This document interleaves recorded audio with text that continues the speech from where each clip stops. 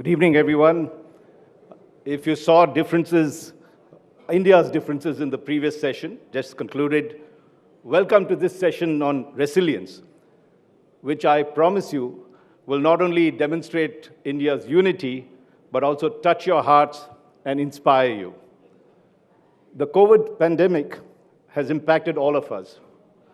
Most of us were afflicted by it. I, in fact, had an attack I thought I'd got away with it in the first wave and the second wave, but it came to me on the third wave, and it was Omicron at that time. Very mild. I was out of it in 2 or 3 days and back to work. But I know that there were thousands who suffered, families who lost their loved ones, families who their loved ones were afflicted seriously and are still recovering from the effects of COVID. And if you look at official statistics, close to 44 million people in India were afflicted with COVID during this period. Of those, 530,000 people died. After a shaky start, which we all witnessed in the early days, and all this brings memories, not very good memories back, India's medical response began to kick in, and it was truly phenomenal and laudable. Not only did we develop vaccines, we manufactured them for India and for the world, and we carried out one of the world's biggest vaccine drives. Over 700 million people got their double vaccinations, an incredible feat by itself. But as you know, apart from the devastation that it had on our personal lives, COVID also seriously impacted our livelihoods. Overall, the Indian economy was so devastated that it went into degrowth. An economy that was growing in terms of GDP went into minus. An estimated 140 million people in India lost their jobs, and countless others. There's no figure to the number of people who experienced salary cuts during that period. One study indicated that more than 45% of Indian households had experienced a drop in income levels. While almost all the sectors in the country were impacted, the ones that were probably suffered the most and impacted the most was what is called the personal touch industry. And among the sectors of that, if you looked at some of the personal touch industry that was there, it was tourism, hospitality, entertainment, and aviation. And I'm just going in whatever order that they came in. Now, the good news is that most of these sectors are on the path to recovery, and in the process, they have restored millions of jobs and has positively impacted millions of other families, including all of us, and brought much of the joy and happiness back, and hopefully that period is over. Of course, COVID is again raising its head, but not in the kind, we hope it's not in the kind that happened the first two or three waves that is there. And so, there are remarkable stories to be told of this great turnaround from various managements, institutions, through great odds. They demonstrated outstanding management skills, leadership, and compassion that lifted our companies out of the morass through some of the most difficult times. COVID was truly a black swan event, and they have all inspiring stories to tell and management lessons that we can learn from. Ladies and gentlemen, we all lauded the doctors, healthcare workers, scientists, and government officials who helped us contain the impact of COVID, and for very good reason.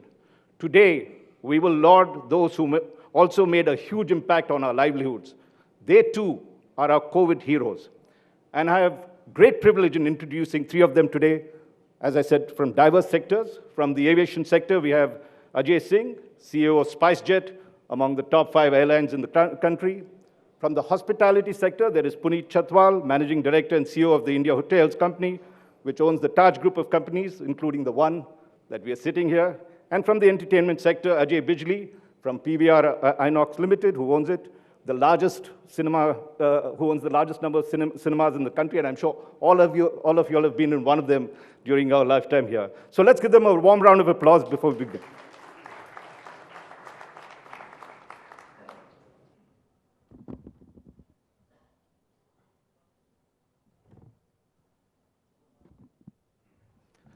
Ajay Singh. Ajay, you were flying something like 75 aircraft before COVID struck you. And domestically, at that time, you were the third largest, turnover of something like 12,000 crores, 14 million passengers, employees that were something like 12,000 people. When COVID struck you, what was the impact it had? And then how did you begin to turn it around? I mean, this must have been devastating at that particular point. Can you narrate in a personal manner what it, go through that period? Aviation was one of those spaces which just shut down, completely shut down. We were just told one fine day in March that it's not like we had to reduce flights or take some precautionary measures. We were just told that on this day you stop flying.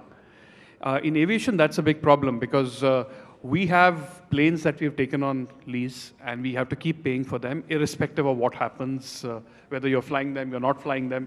You have so many people that, we had at that time 12 or 13,000 people.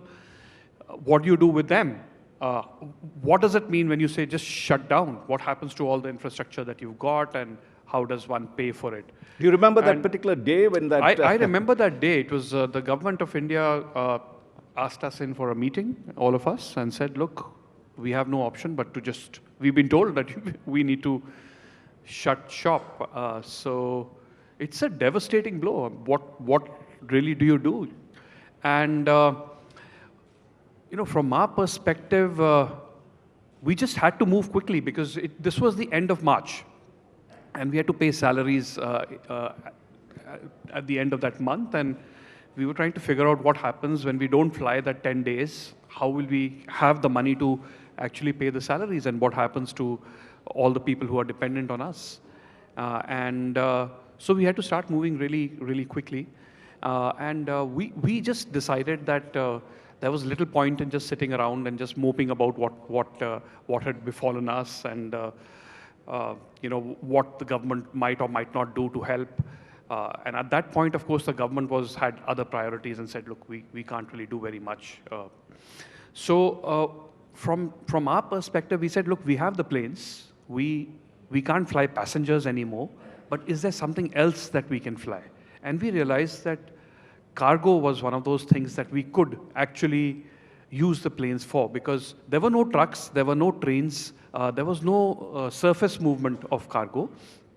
And so we said, nobody's stopping us from flying the plane. It's just that we can't put passengers in the plane. So we started using the planes to fly cargo. We first put cargo on the seats of the aircraft and we said, let's fly it like this. And then we said, okay, why can't we just take out the seats? And then there was this whole process of, can it be certified when you take out the seats and what happens to the plane? And we worked around those issues. We took out seats from a large number of planes and we started flying stuff for COVID. Initially, the government of India needed medicines. They needed equipment from places like China. Even a PPE suit. We didn't know in this country what a PPE suit was. So the government said to us, can you please fly a plane to China, get us a PPE suit. Shanghai. From Shanghai. Right. And when it comes here, since we want to replicate it, can you please fly it to Coimbatore? Because we have no other way to send it to Coimbatore. Wow. And we had this one aircraft, I remember, that just flew that one PPE suit. There was nothing in that plane but that one PPE suit. And we flew it to Coimbatore so that it could be replicated. Same stuff, we were approached by shrimp farmers. And they said, look, what the hell, we have this entire community of people who are dependent on these, our products getting to market. This whole community will disappear if there is no way to do it. And we said, look, what the hell, we've never transported shrimp eggs. Yeah, but we found a way to do it. So we transported the eggs, and you should see the wonderful stories that they tell about us now. Same for just so many commodities that needed to go from one place to the other. We took some wide-body aircraft. We realized that around the world, aircraft had come to a grinding halt, and they were doing nothing, and we could get them for next to free. So we said, okay, let's get these big, huge planes.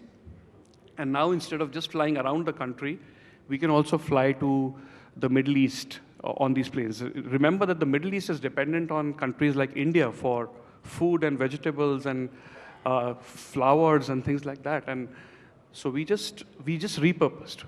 Our thought was that, look, in this horrible adversity that we have, what are the opportunities we can find, and can we somehow stay alive?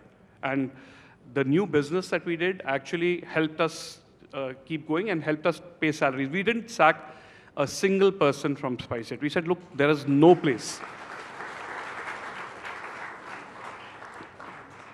We said there is absolutely no place. If we sack them, they'll be out on the road because there is no other job for them to get anywhere in the country. And we said, fine, we'll manage with whatever we have, but we won't sack anybody.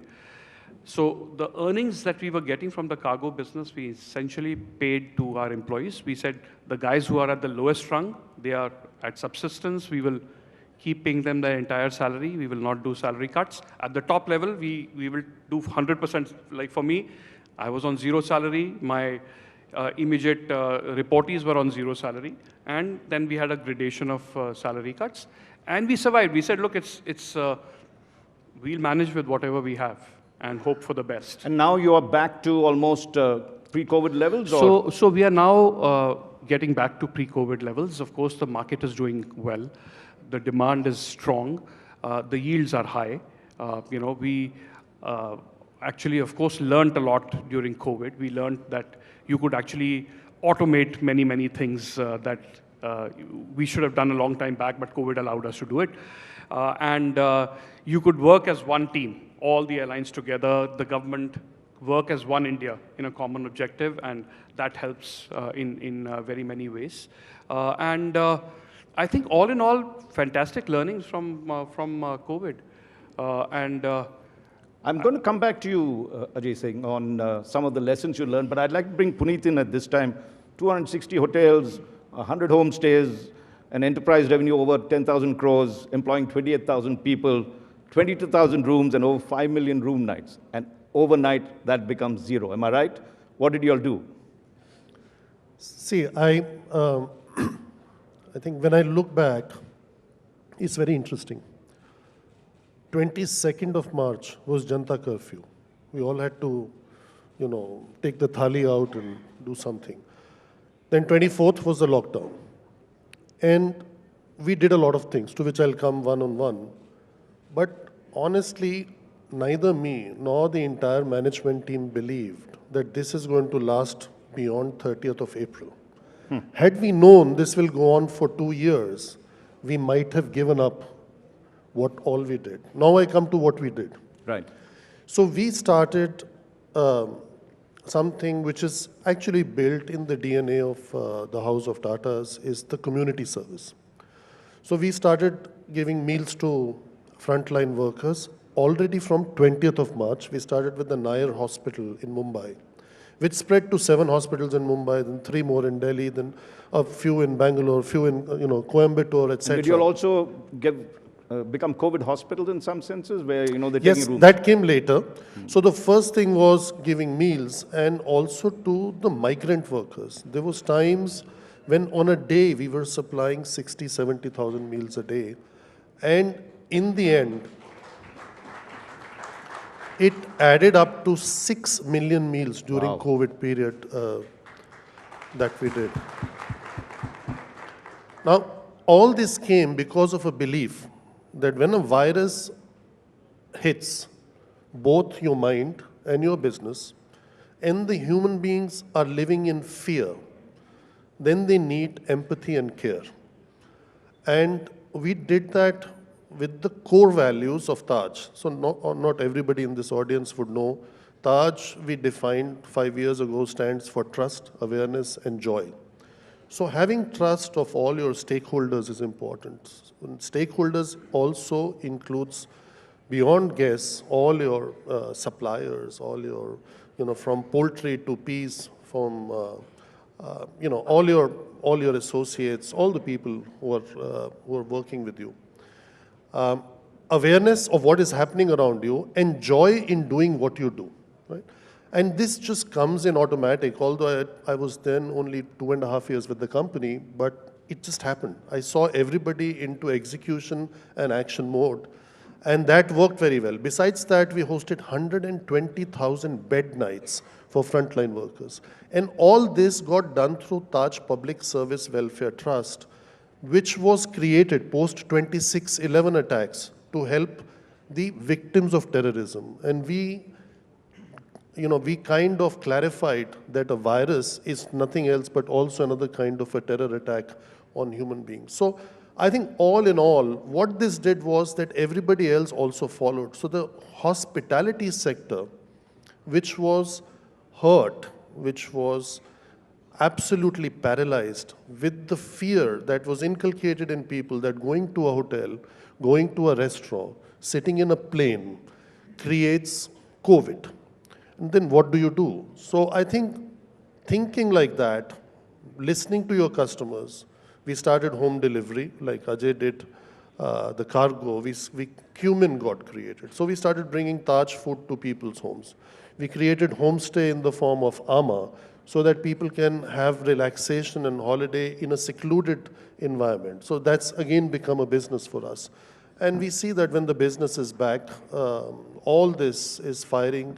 And currently, at what revenues are you all as compared to?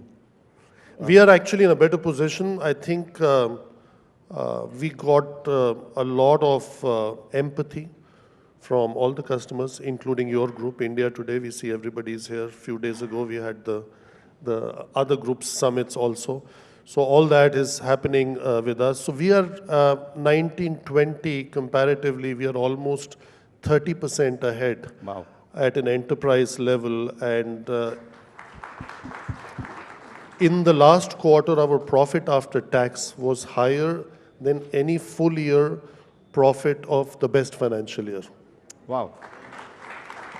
Ajay Bijli, do you have a similar story to tell? Your PVRINOX, 1,674 cinema screens, 358 theaters across 114 cities in India and Sri Lanka, overall turnover 7,500 crore rupees, viewing of 100 million people in 2019, just before COVID. And then you said it became zero. Yeah. Yeah. Well, so what did you 1 do? minute, 15 seconds, I can No, say. don't worry. We'll get it extended. I think the clock went a little Thank you, first haywire. of all, for having me, and these are incredible stories. So, of course, our business, 2019 globally was the biggest box office year in the world. $42 billion was the gross box office revenues at cinemas. And even India was massive. And we had about 100 million people coming to our cinemas. And suddenly this COVID broke and, 2020 March 15th, 16th, cinemas were shut down. So we were the first ones to be shut down and the last ones to have opened. So obviously it was if I say it was a body blow, it's an understatement because suddenly your revenues came to zero. And we didn't have any other avenues. Ours is very simple business. The shutters are up, business is up, shutters are down, business is zero. So even no home delivery we could do, no other avenues. So one of the lessons that I learned at that time was that it's all very good to say core competence, do very well, do one thing, do it exceedingly well. But if you put all your eggs in one basket, sometimes a very out of shape scrambled egg or omelette comes out. So that's what happened with us. But for me, more than the business, it was important to remain sane. I was very fortunate that, by default, due to a lockdown, my kids were with me. My wife, Selena, she's here. My mom lives in the same house, my brother. So suddenly, this perspective came to me that, okay, fine, this is not a disruption. This is an interruption in my business. And it's fine, count your blessings. There are other things to, you can't have a one-dimensional view of life, that if business goes down, you go down. And I just started to take care of myself and exercised, did everything. In fact, I shaved every day as well. So I didn't want to look like completely dukhi atma on the Zoom calls as well.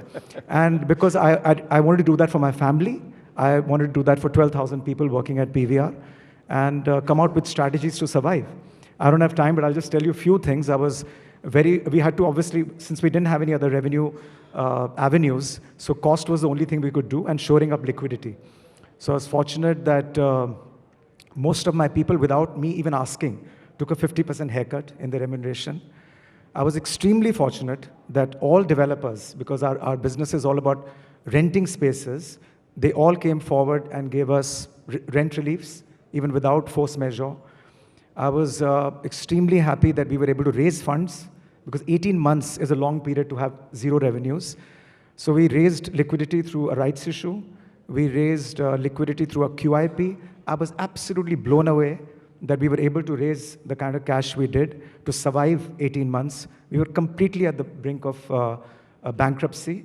And because of cost savings, because of being able to raise money, and because of remaining sane, and again, thanks to my parents, that how to maintain equanimity. And now you've also acquired a company and as well. Yeah. Well, as they say, never waste a good crisis. So we found an opportunity that only in COVID we could have done this merger. And we did a merger with Inox, was the number 2 player in the listed entity. And basically just to make the balance sheet stronger. And that's it really, and I think I've run out of time. That's a massive times I've written. Well, I'm going to just take a little, just one more round we're going to have, and this is lessons, management lessons. So Ajay Singh, we can start with you. What are the 3 things that you would say that you learned, which others could learn in terms of managing resilience? 3 things that you would say in your mind, 1, 2, 3, if I take them off. Well, I think... Don't worry, I'll tell them to. You can say them. I think everyone's interested. Just 3 things. Yeah, quickly. So I think one, as Ajay was just saying, try and find opportunity in crisis. That also keeps you sane, by the way. Right. Besides, so it's a way to remain optimistic in life. I think 2, this importance of automation. I think that was key. We learned that a lot of stuff that we were doing could actually have been automated when we were forced to automate because of COVID. So that's something that everybody should do, COVID or no COVID. I think those are 2 really big ideas. And 3, I think that never presume that the worst can't hit you, because we never ever imagined a situation in which there could be an outage like COVID. We just thought things were going to remain hunky-dory for periods of time, and there'll be small blips, but that there can be huge events of this sort, and that one needs to even plan for those, I think was a big learning for us. Puneet, quickly, 2 or 3 things that you would... One, I would say that I realize the importance of giving. So if you give one in good way, 10 times good comes back to you. I never would have believed. You only read that in books. The second is, if you look after your people, they look after your guests, and then the business is there to stay. And last, I would say, is shortcuts don't help even in a pandemic. Don't take shortcuts. They only solve short-term problems, but create long-term challenges. Wow. Ajay? Yeah, I mean, I think good times, bad times, if you take care of all your stakeholders, customers, your people, in our case, the film fraternity, I didn't stop them from going to OTT platforms. That's an elephant in the room. I thought I must address that as well. And everybody, and bankers, investors, and they help you, because if you've done a good job of running your company, taken care of them, and also you can't just maintain a facade of remaining positive with your team. You have to back it with statistics. So I'm in a business where 1,800 films come through the system in India, and 1.45 billion tickets get sold. It's an industry which has been around for 125 years. So you can't renounce an activity suddenly for 18 months if it's shut. So it was here to stay, and I proved it by data. And it's proven even now. Some of the biggest hits have come post-pandemic. Never have you seen a Telugu movie, Kannada movie, English movie, Hindi movie doing the business that is done. So I think if you just give lip service to your team, it doesn't work. You have to back it with data. You have to back it with the conviction that your business is here to stay. This is just an intermission, a very long intermission, but not the end of, it's not doomsday. I think, so the deeper you go, the higher you reach. I think one thing that all of us realized in that period was that one needs to be scrupulously honest. This importance of honesty, just to tell people how bad things were.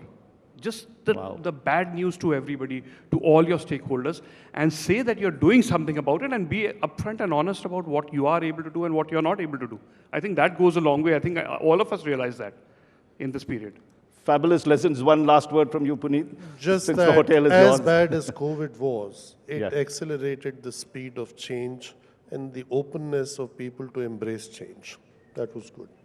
Let's give them the new COVID heroes, I would say. Let's give them a very warm round of applause for what they've done. Thank you very much, ladies and gentlemen.